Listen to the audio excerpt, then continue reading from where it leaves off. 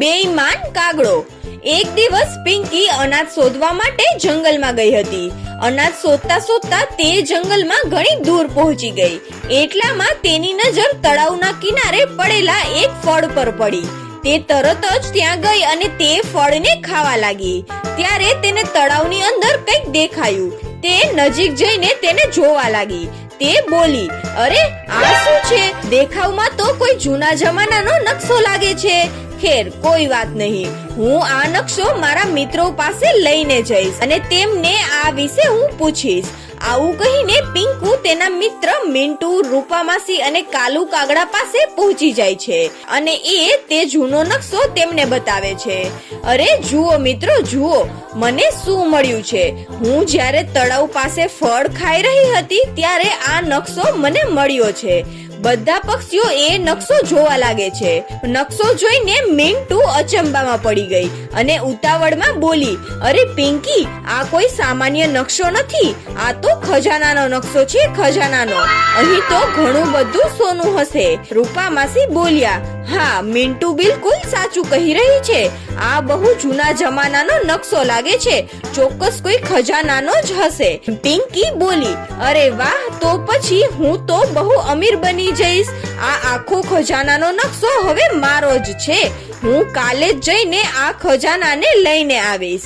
મિન્ટુ પિંકીને કંઈક સમજાવવાની કોશિશ કરે છે, પરંતુ તે પહેલા જ પિંકી નકશો લઈને ત્યાંથી પોતાના ઘરે ચાલી જાય છે। થોડી વારમાં પિંકી ઘરે પહોંચી જાય છે। એ બોલી, અરે વાહ, હવે તો હું બહુ અમીર બનવાની છું। આ નકશો મારે છુપાવીને રાખવો પડશે, નહીતર કોઈ એમને ચોરી જશે। પિંકી નકશો અલમારીમાં મૂકી દે છે અને આરામથી સૂઈ જાય છે। સવાર પડી જાય છે। પિંકી ઉઠે છે અને જુએ છે તો અલમારી ખુલ્લી જ પડી હતી અને નકશો ત્યાંથી ગાયબ છે, જાણે કોઈ નકશો ચોરી કરીને લઈ ગયું હોય। આ જોઈને પિંકી ખૂબ જ દુખી થઈ જાય છે અને તે દોડતી મિન્ટુ પાસે પહોંચે છે। મિન્ટુને જઈને જે પણ કંઈ બન્યું તે બધું કહે છે અને જોરથી રડવા લાગે છે। મારો નકશો કોણ લઈ ગયું હશે? મેં તો કોઈને કહ્યું પણ નહોતું। ક્યાંક તમારામાંથી જ કોઈએ તેમને નથી લીધો ને? મિન્ટુ બોલી, અરે પિંકી, તું શું કહી રહી છે? રૂપામાસી બોલ્યા, અમે તારો નકશો કેવી રીતે ચોરીએ? અમે તો એને હાથ પણ નથી લગાવ્યો। કોઈ બીજાએ તારો નકશો ચોરી લીધો હશે। મિન્ટુ બોલી, હું તો કાલે તને કહેવા જઈ રહી હતી કે નકશો સંભાળીને જ રાખજે, પણ તું તો સાંભળ્યા વિના જ ચાલી ગઈ। કોઈએ કહ્યું, અને આ કાલુ કાગડો ક્યાં છે? દેખાતો કેમ નથી? લાગે છે કે અનાજ લેવા ગયો હશે। આ બધું સાંભળીને પિંકી ખૂબ જ ઉદાસ થઈ જાય છે અને પોતાના ઘરે પાછી જવા લાગે છે। બીજી બાજુ સમડી અને કાલુ કાગડો નકશો ચોરીને ખજાનો શોધી રહ્યા હતા। તે બોલ્યો, હા હા, એ પિંકીને તો ખબર પણ નહીં પડે કે નકશો આપણે ચોર્યો છે। સમડીએ કહ્યું, હા તું બરાબર કહે છે, ચાલો આજે જ ખજાનો શોધીને પાછા આવી જઈએ, જેથી કોઈને શંકા ન થાય। બંને ખજાનાની શોધમાં આગળ વધે છે।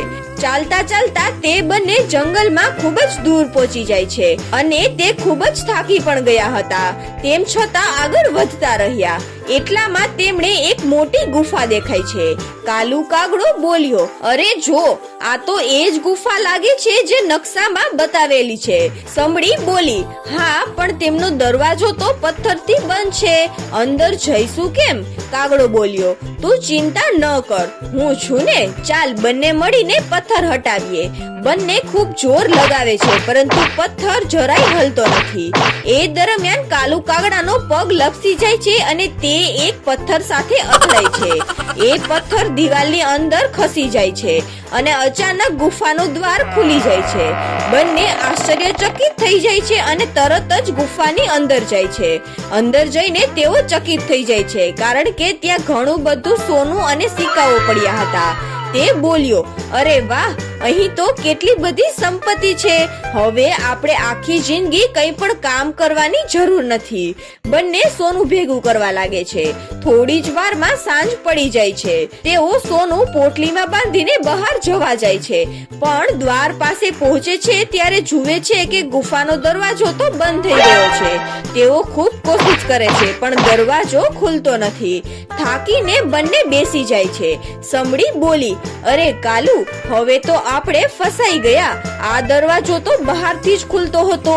હે ભગવાન, હવે શું થશે આપણું? કાલુ કાગડો અને સમડી બંને ગુફામાં ફસાઈ જાય છે અને જોત જોતામાં ઘણા બધા દિવસો વીતી જાય છે. કેટલાક સમય બાદ બધા પક્ષીઓ વાતો કરી રહ્યા હતા ત્યારે પિંકી આવે છે. કાલુ કાગડો ક્યાં છે? ઘણા દિવસોથી દેખાતો નથી. રૂપામાસી બોલ્યા, મને લાગે છે કે તારો નકશો એમણે જ ચોર્યો છે, પણ હજી સુધી તે પરત કેમ નથી આવ્યો? કદાચ કોઈ મુશ્કેલીમાં હશે. મિન્ટુ બોલી, હા, ચાલો આપણે તેમને શોધવા જઈએ. ભલે જે પણ હોય, પણ તે આપણા મિત્ર છે. મિન્ટુએ કહ્યું કે પિંકી નકશો બતાવી રહી હતી ત્યારે મેં આખો નકશો યાદ કરી લીધો હતો. બધા પક્ષીઓ સમડી અને કાલુ કાગડાને શોધવા નીકળી પડે છે. બધા પક્ષીઓ ઉડીને ખૂબ જ દૂર પહોંચી જાય છે. નકશા મુજબ ઉડીને તેઓ ગુફા પાસે પહોંચે છે. મિન્ટુ બોલી, અરે ગુફા તો આ જ છે, પણ આનો દરવાજો તો બંધ છે. પિંકી બોલી, અરે મિન્ટુ, જરા ધ્યાનથી સાંભળ. અહીં અંદરથી કોઈનો બચાવનો અવાજ આવે છે. રૂપામાસી બોલ્યા, પણ આપણે આ ગુફાની અંદર જઈશું કઈ રીતે? આ ગુફાનો દરવાજો તો ખૂબ જ મોટો છે. મિન્ટુ બોલી, જરા ઊભા રહો, મને જોવા દો. આટલું કહીને મિન્ટુ આજુબાજુ જોવે છે. ત્યાં તેમની નજર સામે પડેલા એક પથ્થર પર પડે છે, જેનાથી ગુફાનો દરવાજો ખુલતો હતો. મિન્ટુ બોલી, અરે જરા આ પથ્થરને તો જુઓ, આ પથ્થર કંઈક અલગ જ છે. આટલું કહીને મિન્ટુએ પથ્થરને ધક્કો મારે છે અને મિન્ટુ જેવો પથ્થરને ધક્કો મારે છે કે ગુફાનો દરવાજો ખુલી જાય છે. અને ગુફાનો દરવાજો ખુલતા જ સમડી અને કાલુ કાગડાના જીવમાં જીવ આવે છે. સમડી અને કાલુ કાગડો બહાર આવી જાય છે અને તેમની હાલત ખૂબ જ ખરાબ થઈ ગઈ હતી. બધા પક્ષીઓ નક્કી કરે છે કે ખજાનો ગુફામાં જ રહેવા દેવાનો છે. સમડી અને કાલુ કાગડો ખૂબ જ શર્મિંદા થઈ જાય છે અને તેમણે જે પણ કર્યું હતું એમનો તેમને ખૂબ જ પસ્તાવો થાય છે. તો બાળ મિત્રો, આ વાર્તા પરથી આપણને શીખવા મળે છે કે આપણે ક્યારેય પણ બેઈમાની ન કરવી જોઈએ. બેઈમાન લોકોની હાલત પણ છેલ્લે સમડી અને કાલુ કાગડા જેવી જ થાય છે.